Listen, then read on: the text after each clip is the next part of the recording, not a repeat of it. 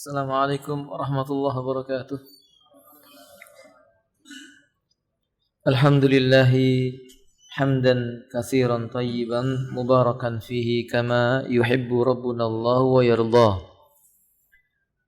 Ashhadu an la ilaha illallah wahdahu la syarika lah. Wa ashhadu anna Muhammadan abdullahi wa rasulullah.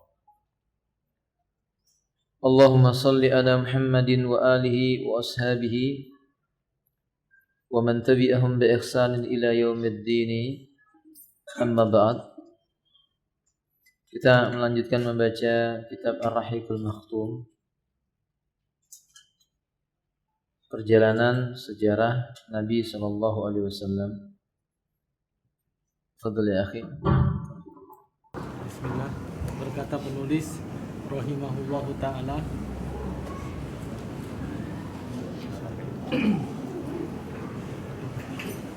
setelah menetap selama 3 hari di Badar, Rasulullah SAW bersama tentaranya bergerak menuju Madinah dengan membawa para tawanan dari kaum musyrikin. Sementara harta rampasan yang didapat dari mereka juga diangkut dan dipercayakan kepada Abdullah bin Ka'ab.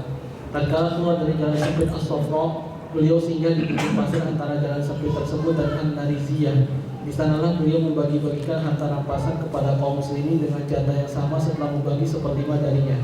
Dan ketika sampai di As-Safra, beliau memerintahkan agar membunuh An-Nador bin Al-Harith yang merupakan pembawa panji kaum musyrikin pada perang Badar. Dia salah seorang penjahat kelas kakap Quraisy dan termasuk orang yang paling keras di dalam melakukan kelicikan terhadap Islam dan menyakiti Rasulullah SAW. Dia akhirnya dipenggal lehernya oleh Ali bin Abi Thalib. Tatkala sampai di Az-Zabiyah, beliau memerintahkan lagi agar membunuh Uqbah bin Abi Mu'ayth dan telah dipaparkan sebelumnya bagaimana dia menyakiti Rasulullah SAW. Dialah orang yang melemparkan kotoran unta ke arah kepala Rasulullah SAW saat beliau sedang sholat dan mencekik beliau dengan pakaiannya. Bahkan hampir saja membunuh Nabi andaikan Abu Bakar tidak menghalanginya.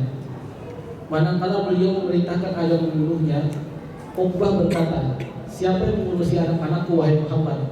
Beliau menjawab, "Api neraka." Lalu dia dibunuh oleh Asim bin Thabit al-Ansari. Ada riwayat yang menyebutkan dia dibunuh oleh Ali bin Abi Thalib. Berdasarkan sudut pandang perang, eksekusi terhadap kedua kaum ini adalah wajib dilaksanakan, sebab mereka berdua bukan saja hanya sebagai tawanan, tetapi termasuk para penjahat perang menurut terminologi kontemporer.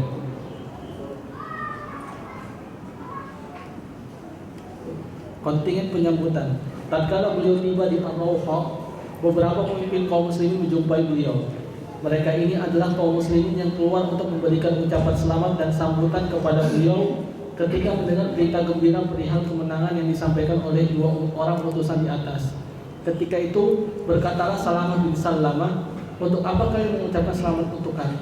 Demi Allah, kami hanya menjumpai orang-orang renta yang botak seperti unta." Mendengar hal itu, Rasulullah SAW hanya tersenyum, kemudian berkata, "Wahai anak saudaraku, mereka itu pemuka kaum." Usaid bin Hudayr berkata, "Wahai Rasulullah, segala puji bagi Allah yang telah memenangkanmu dan membuat senang. Demi Allah, wahai Rasulullah, tidaklah aku ketinggalan ambil bagian ikut ke Badar jika saja aku tahu bahwa engkau akan menjumpai musuh. Akan tetapi, aku mengira yang engkau temui itu hanyalah kafilah dagang. Andaikan aku tahu itu musuh, tentu aku akan ikut serta." Rasulullah SAW berkata, "Engkau benar." Kemudian Rasulullah SAW memasuki Madinah dengan mendapatkan keberuntungan dan kemenangan. Setiap musuh di Madinah dan sekitarnya menjadi gentar terhadap beliau. Bukan itu saja, bahkan banyak sekali penduduk Madinah yang masuk Islam, dan ketika itulah Abdullah bin Ubay dan para rekannya masuk Islam secara lahiriah saja. Ikhwati a'azmu ayyakum.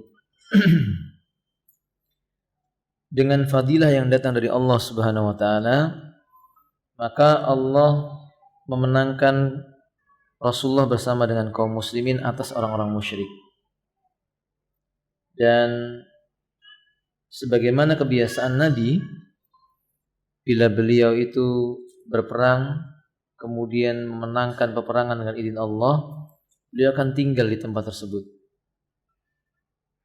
Dalam kisah ini, Rasulullah SAW itu tinggal di Badar kurang lebih 3 malam atau 3 hari. Di antara ibrahnya sebagai bentuk rasa syukur kepada Allah. Di antara ibrahnya memberikan kesempatan bagi kaum muslimin beristirahat, mengobati luka-lukanya, memohon kesembuhan kepada Allah. Di antara ibrahnya lagi untuk semakin menumbuhkan kebencian orang kafir. Semakin benci orang kafir itu, maka dia semakin cepat hancur dan binasa. Karena mereka melihat, mereka dengki dengan kemenangan yang Allah Subhanahu wa taala berikan kepada Rasul dan kaum muslimin. Dan ini menandakan bahwa kaum muslimin itu kuat bersama dengan Allah Subhanahu wa taala. Beliau mengatakan, ikhwati a'anu'ayakum, ada hal yang menarik ketika beliau berangkat menuju ke arah kota Madinah. Ada beberapa tawanan perang dari kalangan orang-orang musyrikin yang tertangkap di medan perang, dan mereka beragam. Di antara tawanan perang ini ada yang sangat amat dicari oleh kaum muslimin karena dia sangat amat jahat kepada Nabi dan sangat amat jahat kepada sahabat-sahabat Nabi. Mereka adalah orang-orang yang suka mencela, mencaci, menghina, mendeskripsikan Islam, dan tidak jarang membunuh, menyakiti kaum muslimin. Sehingga Allah Subhanahu wa taala menetapkan keputusan melalui nabinya, orang-orang tersebut dibunuh. Siapa di antaranya, ikhwan? Tadi disebutkan dua orang. Pertama siapa? An-Nadhr Ibnul Haris yang dibunuh. Ya, wa indama wasala ila Safra, Nabi sampai ke sebuah daerah yang disebut dengan As-Safra. Amara biqatlin Nadhr Ibnul Haris. Nabi memerintahkan agar Nadhr Ibnul Haris dieksekusi. Wa kana huwa hamil liwa'il musyrikina yauma Badr. Karena orang ini yang paling bersemangat dan membawa serta menyemangati orang Quraisy dalam membawa bendera Quraisy, bendera kekafiran, kemusyrikan. Menunjukkan bahwa dia menentang amat sangat tentang Islam. Dari sini kita bisa ambil faedah. Apa faedahnya, ikhwan? Al-jaza' min jinsil amal. Amal seseorang itu, ganjaran seseorang itu disesuaikan dengan perbuatan yang dia lakukan. Dan di sini Allah Subhanahu wa taala ingin menunjukkan kepada kita bahwa setiap amal akan dibalas oleh Allah. Perbuatan jelek itu tidak akan pernah menang. Bahkan orang yang sombong dengan perbuatan jeleknya, dia akan dihinakan oleh Allah Azza wa Jalla. Jazaa'us sayyi'ah sayyi'atun misliha. Balasan orang yang berbuat kejelekan itu ya serupa dan semisal dengan kejelekan yang dia lakukan. Ada satu lagi orang yang dibunuh, diperintah oleh Nabi SAW untuk membunuhnya. Siapa ya, ikhwan? Siapa? Yang keras sakit. Nah, beliau orang ini adalah orang yang sangat amat benci dengan Nabi. Paling sering mencela dan mencaci Nabi. Bahkan Nabi dalam keadaan beribadah kepada Allah, yang sebenarnya orang Quraisy mengakui Allah itu ada. Perhatikan baik-baik. Orang Quraisy itu bukan menolak Allah itu ada, bukan. Quraisy percaya Allah itu ada. Wa idza sa'altumuhum may yarzuqukum minas sama'i wal ardi. Bila kalian bertanya kepada mereka, siapa yang memberi kalian rezeki dari langit dan dari bumi? Wa may yudabbirul amra, siapa yang mengatur urusan yang ada di langit dan di bumi? Wa may yuhyi wa yumitu, dan siapa yang menghidupkan dan mematikan? Fasayaqulunallah, mereka menjawab siapa? Allah. Dan mereka sebenarnya tidak melarang ketika orang-orang mereka itu beribadah kepada Allah. Yang mereka larang dan mereka benci ketika Nabi mengatakan selain Allah nggak boleh diibadahi. Oke? Selain Allah tidak boleh disembah. Mengakui keesaan Allah dalam masalah ibadah. Lafadznya dalam bentuk menetapkan dan menafikan. La ilaha illallah. Menafikan sesembahan-sesembahan yang ada itu, tinggalkan, jauhi. Kemudian menetapkan illallah. satu-satunya yang berhak untuk disembah, diibadahi cuma apa? Maka mereka berang. Ketika Nabi sholat, diletakkan kotoran di atas punggungnya. Ketika Nabi sedang duduk, didorong dengan kakinya dari arah belakangnya. Kejahatan yang seperti ini penghinaan kepada Islam. Dan kita mengetahui, ya ikhwan, Rasulullah SAW, kata Anas bin Malik radhiyallahu taala, Nabi tidak pernah murka dan berang bila yang dicela adalah diri beliau. Ya, Nabi itu kalau diejek, Nabi itu diolok, Nabi dilempar batu, diludahi, Nabi nggak pernah marah. Tapi Nabi akan murka ketika yang dihina itu apa? Islam. Padahal dalam aturan Islam, menghina Nabi, mencela Nabi, memburukkan Nabi, mendeskripsikan Nabi, mendeskripsikan ajaran Nabi, itu udah cukup pelakunya dihukum mati. Baik. Dan dalam Islam mempermainkan dan mengalok Nabi, kalau seandainya dia awalnya Islam, dia dianggap murtad. Dalam surah At-Taubah Allah mengatakan, abillahi wa ayatihi wa rasulihi kuntum tastahzi'un la ta'tadiru qad kafartum ba'da imanikum. Beranikah kalian terhadap Allah, ayatnya dan juga Rasulnya kalian jadikan bahan olok-olokan? Tak ada alasan bagi kalian, sungguh kalian telah kafir setelah kalian itu apa? Beriman. Dan orang-orang yang mencela Nabi SAW itu hukumnya hukuman mati. Maka ketika ada seorang wanita membuat syair, isi syairnya mencela Nabi SAW, Rasulullah SAW mengizinkan orang itu dihukum dengan hukum apa? Hukuman mati. Mencaci maki Nabi, mencaci maki sunnah, itu hukumannya hukuman mati. Ini ibrah yang bisa kita ambil, ikhwati a'azlu ayyakum. Tapi antum jangan bayangkan agama Islam itu kejam, tidak. Dua orang tadi pantas untuk dihukum mati karena memang kalau dalam kaidah perang modern ini penjahat perang. Tidak punya etika dalam berperang. Enggak punya adab dalam memperlakukan orang. Ya kalau bahasa kita udah melanggar hak-hak asasinya orang lain, kan begitu. Ya. Dan ini yang dilanggar adalah haknya Allah Ta'ala. Mengompori orang untuk memusuhi agama Allah SWT. Pentolan orang-orang yang membuat sebagian orang terhasut membenci Nabi dan kaum muslimin. Kalau ini dibiarkan, dia akan rusak. Sehingga Allah melalui nabinya memerintahkan dihukum mati. Apa ibrahnya? Di antara ibrahnya adalah Islam ini agama yang membalas kejahatan sesuai dengan kejahatannya, adil. Ini menggetarkan musuh-musuh Allah. Karena memang sejak saat itu nggak ada lagi orang yang berani mengejek Nabi. Bahkan sebelum perang Uhud terjadi, setelah perang Uhud terjadi, nggak ada yang berani mengejek Nabi.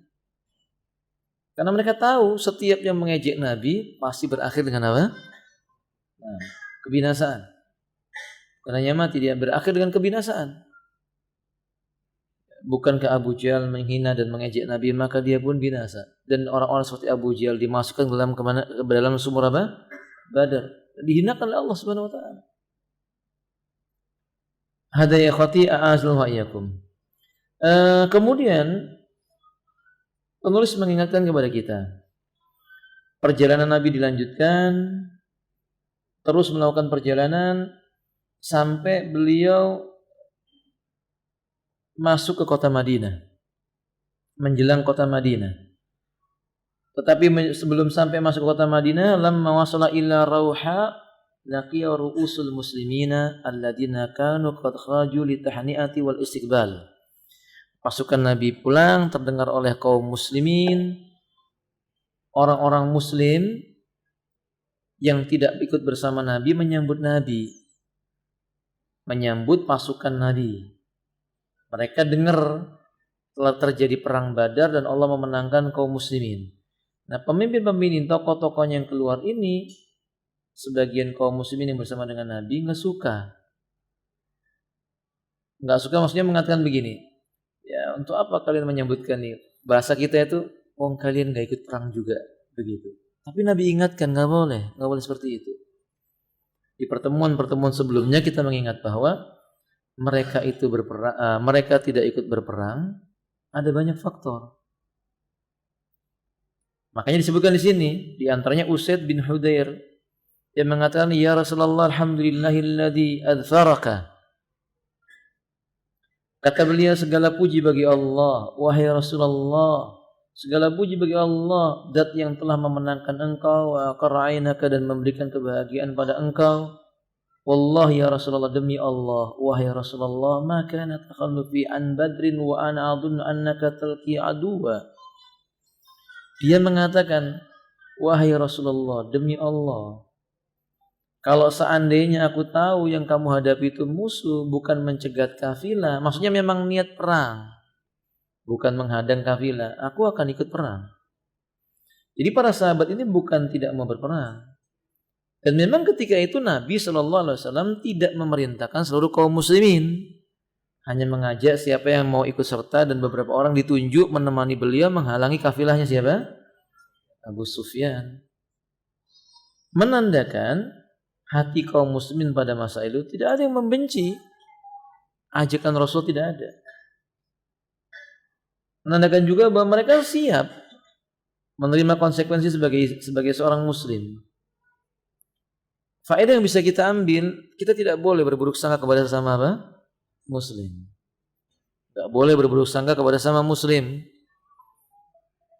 Walaupun kita diperbolehkan menghukumi secara zahir, dan hukum secara zahir itu membutuhkan bukti. Tidak boleh pakai perasaan. Oke? Kedua, tidak boleh sombong. Karena kemenangan itu juga yang memberikannya siapa?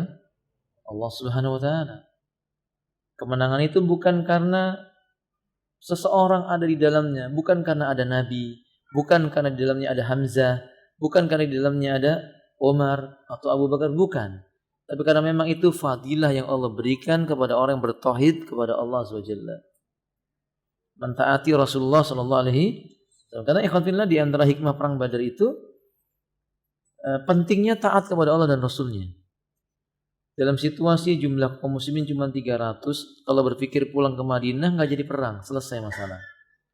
Tapi karena Allah memerintahkan tetap di tempat itu, menemani Nabi sampai ketetapan Allah datang kepadanya, ini menandakan balasan yang pantas bagi mereka adalah kebahagiaan, ini kemenangan. Nabi ingatkan di sini, ini dari Allah SWT. Pelajaran besar buat kita, ikhwati a'asyum. Kemenangan dan kejayaan itu hadiah dari siapa?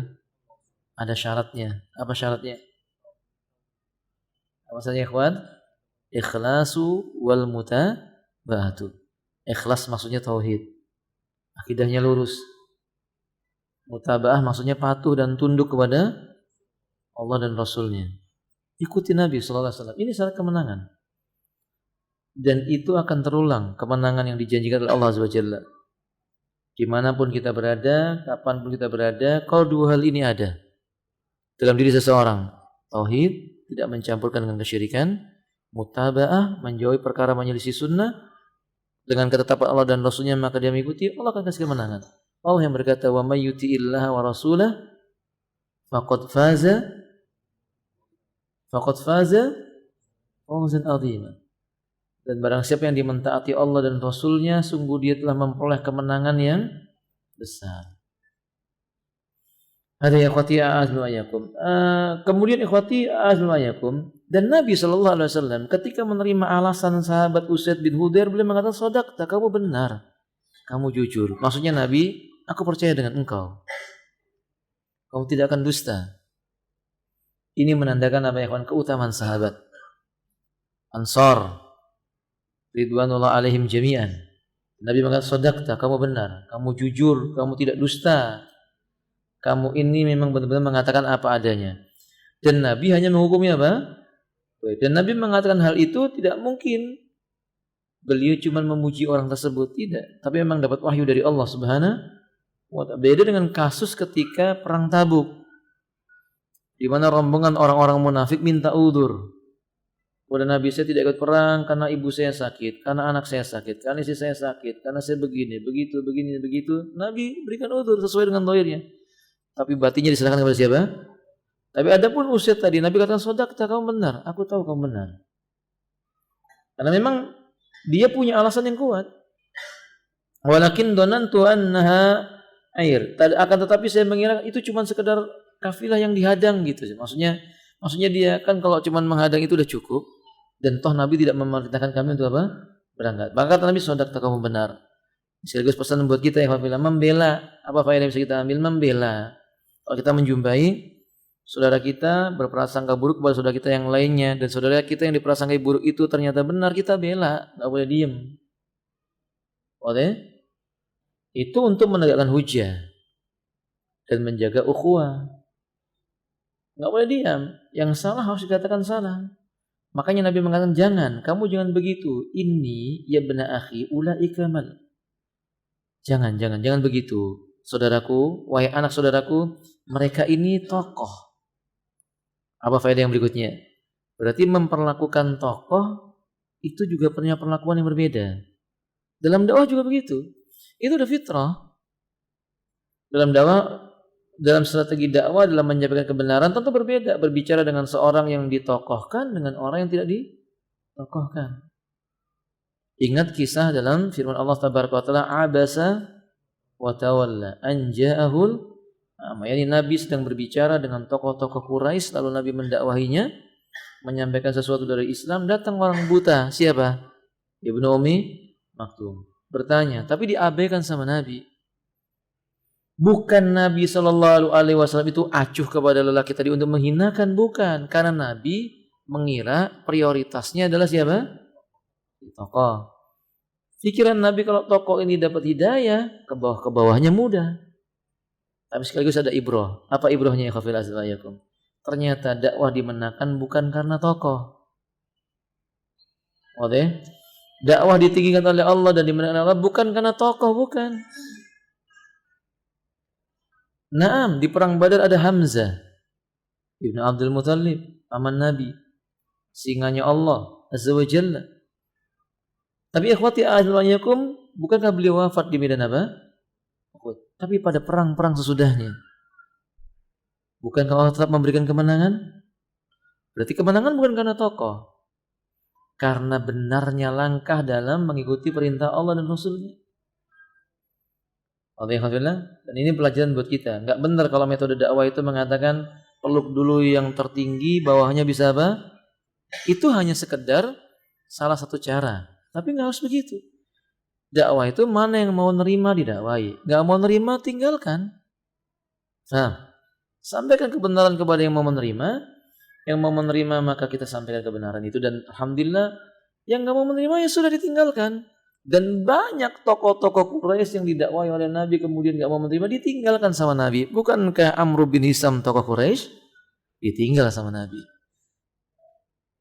Fahim dong? Pelajaran besar buat kita. Kemenangan bukan harus dari apa? Atas. Sekarang justru kita lihat orang yang berusaha menggapai yang atas, nggak memperhatikan yang di bawah, rusak, nggak sampai-sampai juga ke atas.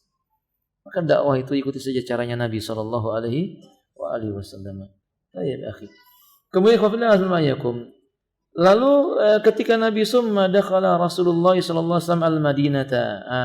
Nabi pun kemudian masuk ke kota Madinah. Nabi masuk kota Madinah dan kemudian disambut dengan gembira oleh kaum muslimin, terutama anak-anak dalam sebuah riwayat. Anak-anak itu merindukan Nabi. Begitu melihat Nabi datang, anak-anak Ansor itu berburu mengejar Nabi, ada yang menarik baju Nabi, ada yang naik ke pundak Nabi, ada yang bergantungan di tangan Nabi, dan tidak ada satupun yang dibentak oleh Nabi. Paham? Berarti orang kuat itu bukan harus yang kelihatan menakutkan. Justru saya agak aneh kalau ada seorang bapak kepingin kelihatan tegas. Anaknya ketika lagi bermain kelereng, ini bapak pulang lari masuk rumah. Ini ada apa sama bapaknya ini? Karena Rasulullah nggak begitu. Oke? Rasul datang dari medan perang. Antum tahu dari medan perang ya tentu wajahnya kelihatan apa namanya? Ya namanya bekas-bekas perang. Coba tanya sama teman-teman yang mungkin pernah ditugaskan ke sebuah tempat. Kan begitu ya, Fina? Ya wajah tegasnya nampak, tapi Nabi enggak, tetap tersenyum. Anak-anak itu mendekat. Ada di antara mereka yang naik kepada Nabi sambil menarik apa? Jenggotnya Nabi. Dan Nabi mencium dahinya. Lalu ada orang Arab Badui yang datang, "Ya Rasulullah, kamu cium. Engkau mencium dahi anak kecil." Maksudnya begini, itu bukan kebiasaan kami. Jadi orang Arab Badui beranggapan kalau kita ini terlalu dekat sama anak, anak jadi apa? Apa Ivan? Melunjak, bukan manja, melunjak. Jadi kalau nanti terlalu dekat, nanti anak terlalu ngelama sama orang tua. Oh, Nabi enggak. Nabi mengingatkan orang-orang yang tidak menyayangi yang kecil, maka suatu saat dia tidak akan disayangi di masa apa? Tuanya. So itu ikhwati a'azun wa iyyakum, Nabi ajarkan itu. Pelajaran buat kita, buat bapak-bapak ya. Seandainya kita datang ke rumah kemudian melihat kita orang-orang pada takut, itu tanyakan diri kita. Ini kita pasti ada yang salah. Kan begitu ya, toh? Kadang-kadang uminya juga penyebabnya. Ya, abimu pulang, cepat masuk. Nah, ini gara-gara uminya nakut-nakuti anak dengan siapa? Si abi. Itu nggak main-main loh teman-teman. Itu bisa dampaknya sampai kepada apa? Syirik. Karena punya rasa takut kepada selain siapa? Allah SWT. Dan pendidikan Nabi nggak begitu. Pendidikan Nabi membuat anak-anak itu mendekat. Ada Nabi sallallahu alaihi wasallam. Ikhwati ahlu'ayakum, ketika Nabi berada di kota Madinah dan masuk kota Madinah, Allah masukkan rasa takut kepada tiap-tiap musuh Allah, munafiknya maupun Yahudinya maupun musyrikin yang masih ada di Madinah. Allah masukkan dalam hati mereka ketakutan. Antum bisa bayangkan cerita tentang 300 melawan berapa? 1000 perlengkapan sederhana dengan yang punya perlengkapan yang sempurna ketika itu. Dimenangkan sama Allah. Pada saat itu mulai orang-orang apa? Munafik menampakkan dua wajahnya. Mendekat kepada Nabi, dan orang-orang Yahudi mulai mendekat-dekat kepada kaum muslimin. Enggak berani lagi berbicara tentang menyindir-nyindir kaum muslimin karena sebelumnya orang-orang Yahudi masih menghina wanita-wanita muslimah. Jika wanita muslimah itu ke pasar digangguin. Sampai di antara mereka ada yang disingkap betisnya. Maka datang seorang pemuda Ansor langsung memukul 2 kali lalu mati.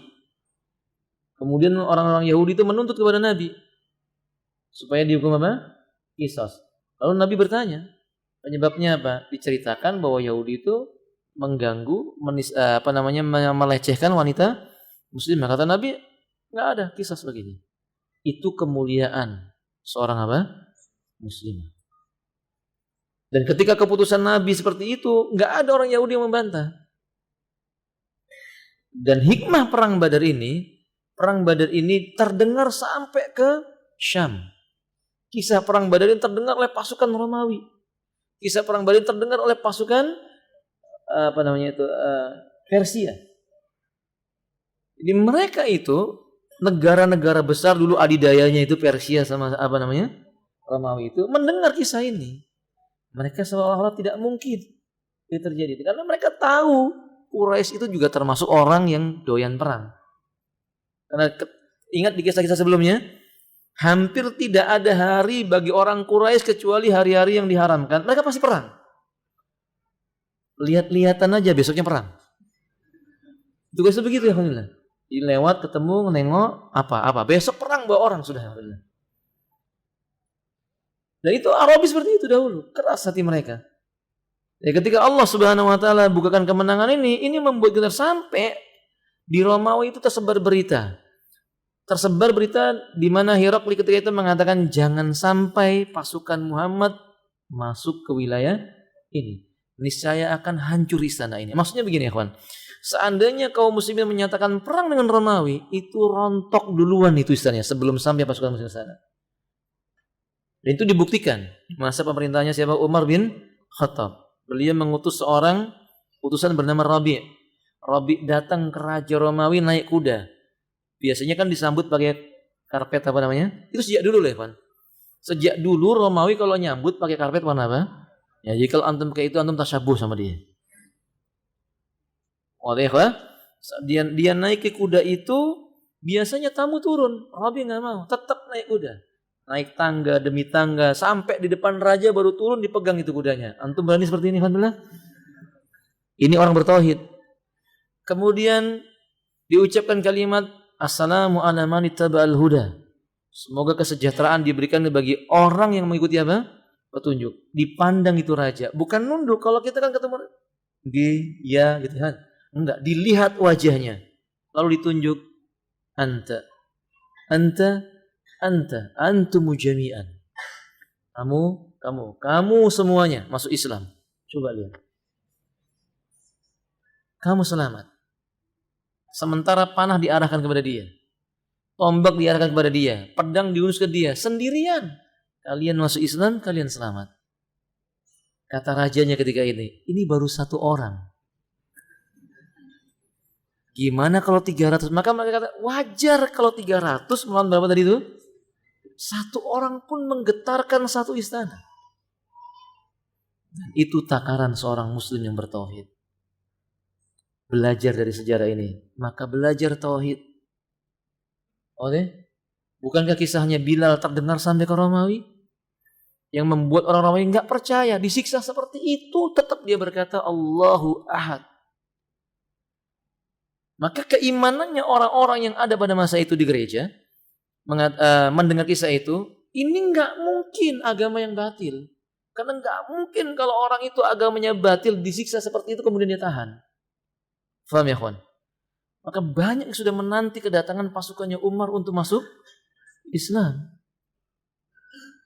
Jadi kalau ini sejarahnya berlanjut sampai Umar ketika masuk ke kota Romawi kan dengan kemenangan, diserahkan kunci-kunci itu kepada Umar tanpa ada paksaan. Walaupun awalnya dengan peperangan. Itu ahlu tauhid. Ada wallahu alam bisawab. Ya ikhwan fillah. Jam berapa isyanya? Cukup sampai di situ ceritanya. Insyaallah nanti lain waktu kita lanjutin lagi. Ini ada beberapa soal ya ikhwan fillah. Ustaz, apakah ada perbedaan pendapat antara para sahabat dalam perkara akidah? Ada. Ada perbedaan pendapat para sahabat tentang permasalahan akidah. Tetapi perbedaan pendapat para sahabat tersebut dikompromikan. Bukan perbedaan pendapat yang maknanya tabot, bukan.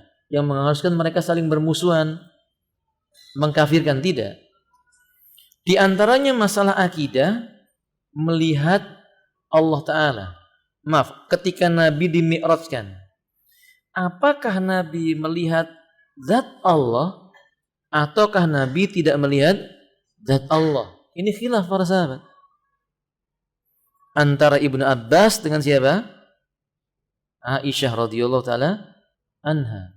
Dan penjelasannya luar biasa. Ada sebuah buku bagus, Syekh Muhammad Khalifah At-Tamimi menjelaskan tentang buku ini, sangat bagus sekali. Ucapan-ucapan para ulama yang pada akhirnya sebenarnya ini enggak khilaf, cuman kita salah memahaminya. Ini contoh bab itu. Kemudian ikhwati, a'azanillahu wa iyyakum. Ada pula tentang perbedaan pendapat para sahabat, apakah Khawarij itu kafir ataukah tidak? Ini kan bab akidah. Bab mansan, apakah Khawarij kafir atau tidak? Dari hadis Nabi yang menyebutkan yamrukuna minad din kama yamruku sam min ramiyah. Mereka itu lepas dari agama ini seperti anak panah yang lepas dari busur tidak mengenai apa? Nah, ini para sahabat berbeda. Ada yang mengatakan kafir, ada yang tidak. Ini bab akidah kan? Bab mengkafirkan. Tetapi perbedaan pendapat mereka dalam masalah akidah ini enggak keluar dari akidah yang lurus. Beda dengan perbedaan pendapat sekarang. Dan ini bukan menjadi alasan bolehnya kita berbeda dalam masalah apa? Enggak boleh. Kan di masa para sahabat ketika berbeda pendapat, permasalahannya putus sudah, tuntas. Ada penyelesaiannya, ada qaulur rajihnya, ada pendapat terkuatnya. Paham? Sehingga tidak boleh lagi orang yang datang belakangnya menjadi apa? Khilaf kayak masalah tadi itu. Apakah Nabi melihat Allah atau tidak? Ini udah putus, udah tuntas. Enggak boleh lagi orang sekarang berbeda pendapat tentang masalah itu. Paham tuh? Demikian ikhwati azmayakum. Karena saya khawatir pertanyaan ini nanti arahnya adalah kalau gitu Ustaz, enggak apa-apa beda akidah, yang penting sama-sama Islam. Ya ini agak aneh. Ya muslim akidahnya harus satu.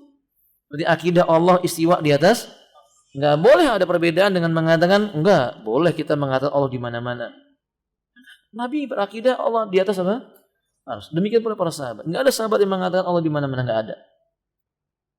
Ada wallahu alam bishawab. Taib.